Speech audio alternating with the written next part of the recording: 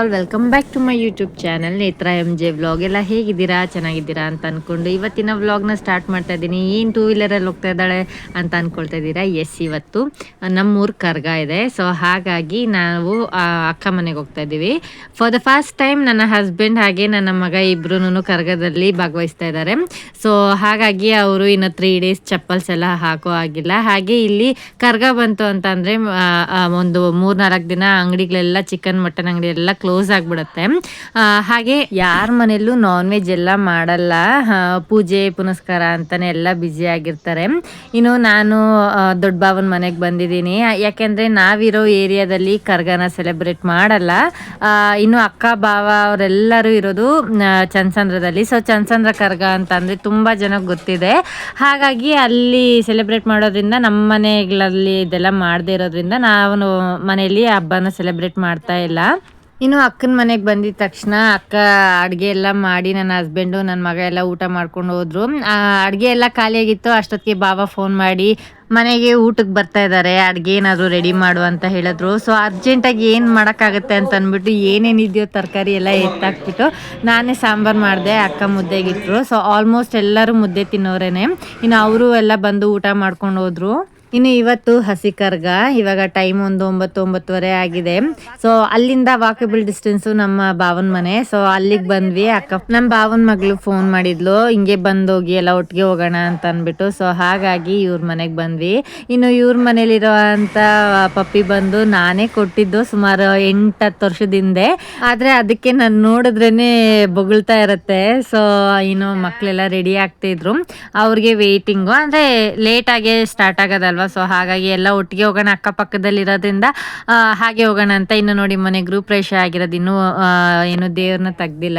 So 3 days ಮನೇಲೇ ಇರಲಿ ಅಂತ ಅಂದ್ಬಿಟ್ಟು ಹೇಳಿದ್ರಂತೆ. ಸೊ ಹಾಗಾಗಿ ಅವ್ರು ಬಂದು ನಾಳೆ ತಗೊಂಡು ಹೋಗ್ತಾರೆ. ಇನ್ನು ಮಕ್ಕಳೆಲ್ಲ ರೆಡಿ ಆಗ್ತಾ ಇದ್ರು. ಹಾಗೆ ಇನ್ನು ಒಂದು ಭಾವನ ಮನೆ ಸ್ವಲ್ಪ ದೂರ ಇರೋದ್ರಿಂದ ಅಲ್ಲಿಗೆ ಹೋಗೋದಕ್ಕಾಗಲ್ಲ. ಸೊ ಇವರಿಬ್ಬರದು ಅಕ್ಕಪಕ್ಕದಲ್ಲೇ ಇರೋದ್ರಿಂದ ಹೀಗೆ ಒಬ್ರ ಮನೆಗೆ ಹೋದ್ರೆ ಇನ್ನೊಬ್ರ ಮನೆಗೆ ಆರಾಮಾಗಿ ಹೋಗ್ಬೋದು. ಇನ್ನು ಯೂಶ್ವಲಿ ನಾನು ಪ್ರತಿ ವರ್ಷ 8 ಗಂಟೆಗೆ ಹೋಗಿ 10 ಗಂಟೆ ಅಷ್ಟೊತ್ತಿಗೆಲ್ಲ ಮನೆಗೆ ಬರ್ತಾ ಇದ್ದೆ. ಬಟ್ ಈ ಸಲ 10 ಗಂಟೆಗೆ ಹೋಗಿ ಎಲ್ಲ ನೋಡ್ಕೊಂಡು ಹೋಗೋಣ ಅಂತ, ಅಂದರೆ ಲೇಟ್ ನೈಟ್ ಆಗುತ್ತಲ್ವ. ಸೊ ಹಾಗಾಗಿ ಅವಾಗೆಲ್ಲ ಮಕ್ಳು ಸಣ್ಣವರಿದ್ರು. ಹಾಗೆ ಸುಮ್ಮನೆ ಒಂದು ರೌಂಡ್ ಹೋಗ್ಬಿಟ್ಟು ವಾಪಸ್ ಬಂದುಬಿಡ್ತಾ ಇದ್ವಿ.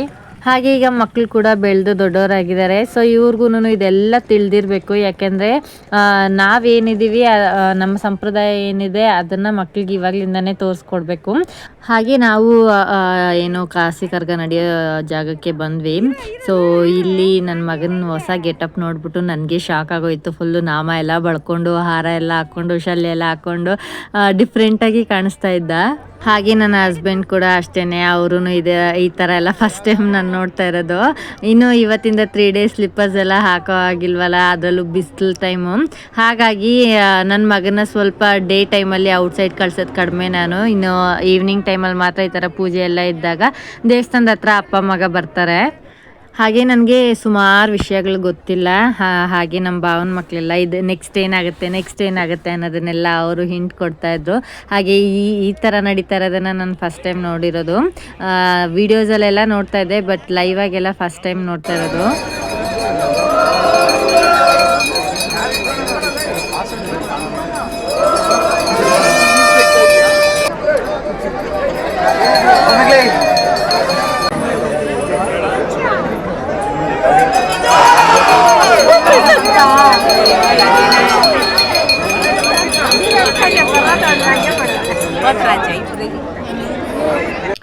ಇನ್ನು ಇವರನ್ನ ಪೋತ್ರಾಜು ಅಂತ ಕರೀತಾರೆ. ಸೊ ಇದಂತೂ ಸಿಕ್ಕಾಪಟ್ಟೆ ಭಯಂಕರವಾಗಿರುತ್ತೆ. ಅಂದರೆ ಅವರು ಚಾಟಿ ತಗೊಂಡು ಹೊಡ್ಕೊಳ್ಳೋದೆಲ್ಲನೂ ಇರುತ್ತೆ. ಸೊ ಅದನ್ನು ನೋಡ್ತಾ ಇದ್ರೆ ಫುಲ್ಲು ಗೂಸ್ ಬಂಪ್ಸ್ ಬರ್ತಾ ಇರುತ್ತೆ.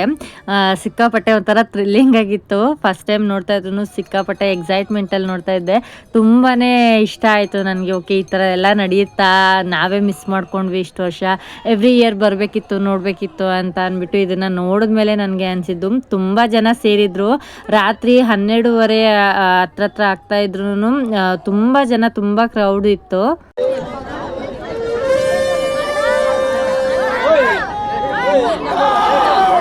ಶೇಕ್ ಮಾಡಬೇಡ.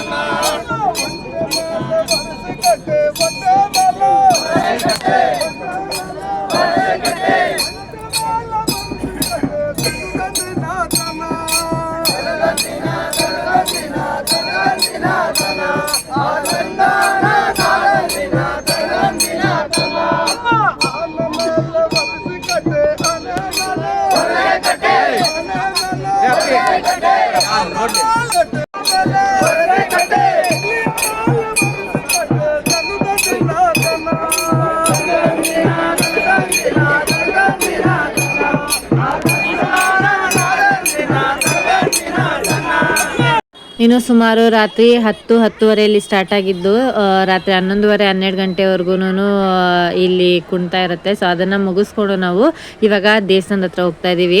ಇನ್ನು ಅವರು ಬೇರೆ ಕಡೆ ಎಲ್ಲ ಸುತ್ತಾಕೊಂಡು ಬರೋ ಅಷ್ಟೊತ್ತಿಗೆ ನಾವು ದೇವಸ್ಥಾನದ ಹತ್ರ ಬಂದ್ವಿ. ಇಲ್ಲಿ ರಂಗೋಲಿ ಹಾಕ್ತಾ ಇದ್ದಾರೆ, ಹೂವಿಂದ ರಂಗೋಲಿ ಹಾಕ್ತಾ ಇದ್ದಾರೆ. ತುಂಬ ಚೆನ್ನಾಗಿ ಹಾಕಿದ್ರು, ತುಂಬ ದೊಡ್ಡದಾಗಿ ರಂಗೋಲಿ ಹಾಕಿದ್ರು. ರಾತ್ರಿ 12 ಗಂಟೆ ಆಗಿದೆ, ನೀವು ನಂಬಲ್ಲ ಎಷ್ಟು ಜನ ಇದ್ದಾರೆ ನೋಡಿ, ಸಿಕ್ಕಾಪಟ್ಟೆ ಜನ ಇದ್ದಾರೆ.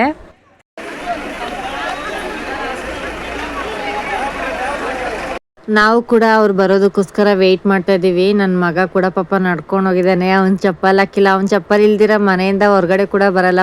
ಫಸ್ಟ್ ಟೈಮ್ ಅವನು ಸ್ಲಿಪ್ಪರ್ ಇಲ್ದಿರ 3 ಡೇಸ್ ಇರಬೇಕು. ಬಟ್ ಇವಾಗ್ಲೂ ಸ್ಲಿಪ್ಪರ್ ಇಲ್ದಿರನೇ ಓಡಾಡ್ತಾ ಇದ್ದಾನೆ. ನನಗೆ ಅವನದೇ ಅರ್ಧ ಚಿಂತೆ ಆಗಿತ್ತು, ಅಂದರೆ ಅವರಪ್ಪ ಸ್ವಲ್ಪ ಹ್ಯಾಂಡಲ್ ಮಾಡೋದು ಕಷ್ಟ ಆಗುತ್ತೆ. ಅವ್ನ ಕಾಲು ನೋವು ಬಂತು ಅಂದರೆ ಸಿಕ್ಕಾಪಟ್ಟೆ ಟಾರ್ಚರ್ ಕೊಡ್ತಾನೆ, ಎತ್ಕೋ ಮಾಡು ಅಂತ ಅಂದ್ಬಿಟ್ಟು. ಹಾಗಾಗಿ ನನಗೆ ಅವನದೇ ಸ್ವಲ್ಪ ಟೆನ್ಷನ್ ಆಗಿತ್ತು. ಬಟ್ ಅವನು ಆ ಥರ ಎಲ್ಲ ಏನು ಹೇಳಲೇ ಇಲ್ಲ, ಅಂದರೆ ಕಾಲು ನೋವು ಅದು ಇದು ಅಂತೆಲ್ಲ ಏನು ಹೇಳಲೇ ಇಲ್ಲ, ಆರಾಮಾಗಿದ್ದ. ನಾನೇ ಸ್ವಲ್ಪ ಟೆನ್ಷನ್ ಮಾಡ್ಕೊಂಡಿದ್ದೆ. ಅವರೆಲ್ಲ ಬರ್ತಾ ಇದ್ದಾರೆ. ಸೊ ನಾನು ಇದನ್ನೆಲ್ಲ ಫಸ್ಟ್ ಟೈಮ್ ನೋಡ್ತಾ ಇದ್ದೀನಲ್ವ, ಸೊ ನಾನು ತುಂಬ ಅಂದ್ಕೊಳ್ತಾ ಇದ್ದೆ, ಪ್ರತಿ ಸಲ ನಾನು ಮಿಸ್ ಮಾಡಿಕೊಂಡೆ. ಈ ಥರದ್ದೆಲ್ಲ ನಾನು ನೋಡೇ ಇಲ್ಲ. ಆ್ಯಕ್ಚುಲಿ ನಾನು ಇದೇ ಊರಲ್ಲಿದ್ರೂ ಸುಮಾರು ಮದುವೆ ಆಗಿ 13 ವರ್ಷ ಆಗೋಕ್ಕಾಯ್ತು. 13 ವರ್ಷದಿಂದನೂ ನಾನು ನೈಟೆಲ್ಲ ಎಚ್ಚರ ಇದ್ದು ಈ ಥರದ್ದೆಲ್ಲ ನೋಡೇ ಇಲ್ಲ. ಬಟ್ ನಾನು ಅಂದ್ಕೊಂಡಿದ್ದೀನಿ ನೆಕ್ಸ್ಟ್ ಟೈಮ್ ನಾನು ದೀಪಗಳು ಮಾಡಬೇಕು ಅಂತ. ಈ ವರ್ಷ ಅಂತೂ ಆಗಲೇ ಇಲ್ಲ, ಅಂದ್ಕೊಂಡಿದ್ದೆ ಈ ವರ್ಷ ಆಗಬೇಕು ಅಂತ. ಬಟ್ ನಂದೊಂದಿತ್ತು, ನಾನು ಇಂಥ ಟೈಮಲ್ಲಿ ನಾನು ದೀಪಗಳನ್ನ ಸ್ಟಾರ್ಟ್ ಮಾಡೋದಕ್ಕೆ ಅಂತ ಅಂದ್ಬಿಟ್ಟು. ಬಟ್ ಅದು ಈ ವರ್ಷ ಆಗುತ್ತೆ ಅನ್ಕೊಂಡಿದ್ದೆ, ಬಟ್ ಅನ್ಫಾರ್ಚುನೇಟ್ಲಿ ಆಗಿಲ್ಲ. ಬಟ್ ಡೆಫಿನೆಟ್ಲಿ ನೆಕ್ಸ್ಟ್ ಇಯರ್ ಇಂದ ನಾನು ದೀಪಗಳನ್ನ ಮಾಡ್ತೀನಿ. ಇವಾಗ ಟೈಮು ಸುಮಾರು 12 ಗಂಟೆ ಮೇಲೇನೆ ಆಗಿದೆ, ಆದ್ರೂ ಅಲ್ಲಿರೋರು ಎನರ್ಜಿ ನೋಡಿ ಹೆಂಗಿದೆ ಅಂತ. ಯಾರಿಗೂ ಟಯರ್ಡ್ನೆಸ್ ಇಲ್ಲ. ನಮ್ದೆಲ್ಲ ಓಕೆ, ನಾವೇನು ಮನೇಲೇ ಇದ್ವಿ ಆರಾಮಾಗಿ, ಏನು ಪ್ರಾಬ್ಲಮ್ ಇಲ್ಲ. ಬಟ್ ಅಲ್ಲಿ ಏನು ಹಿಂದ್ಗಡೆ ಕ್ಷತ್ರಿಯಸ್ ಎಲ್ಲ ಇರ್ತಾರಲ್ವ, ಸೊ ಅವರೆಲ್ಲರೂ ಚಪ್ಪಲ್ ಇಲ್ದಿರನೇ ಸಂಜೆಯಿಂದನೂ ದೇವಸ್ಥಾನದಲ್ಲಿ ಇದ್ದಾರೆ. ಸೊ ಅವರು ಅಷ್ಟು ದೂರ ಎಲ್ಲ ನಡ್ಕೊಂಡೆಲ್ಲ ಹೋಗಿ ಬಂದಿದ್ರು ಅವ್ರ ಎನರ್ಜಿ ಮಾತ್ರ ಪೀಕಲ್ಲೇ ಇತ್ತು. ಯಾರ ಫೇಸಲ್ಲೂ ಆ ಟಯರ್ಡ್ನೆಸ್ ಎಲ್ಲ ಕಾಣಿಸೇ ಇಲ್ಲ. ಸೊ ಇನ್ನು ಹಸಿ ಕರ್ಗ ಕೂಡ ಇಲ್ಲಿಗೆ ಬಂತು. ಇಲ್ಲೂ ಕೂಡ ಅಷ್ಟೇ ತುಂಬ ಚೆನ್ನಾಗಿ ಡ್ಯಾನ್ಸ್ ಎಲ್ಲ ಆಯಿತು. ಅಂದರೆ ಏನು ಅವ್ರು ಕುಣಿತಾರಲ್ವ, ಸೊ ಅದೆಲ್ಲ ತುಂಬಾ ಚೆನ್ನಾಗಾಯಿತು.